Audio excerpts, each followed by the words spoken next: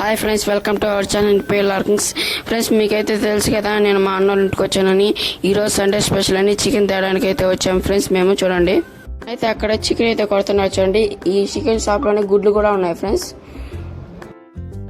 ఇక్కడైతే counter bill అనమాట. వాళ్ళు టికెట్ ఇస్తేనే మనకి చికెన్ కొట్టిస్తారు, కేజీ లెక్క చూస్తారు ఫ్రెండ్స్. ఇక్కడ అద్దం చూడండి ఎలాగుందో, ఫోటోలు అయితే చూడండి మీరు.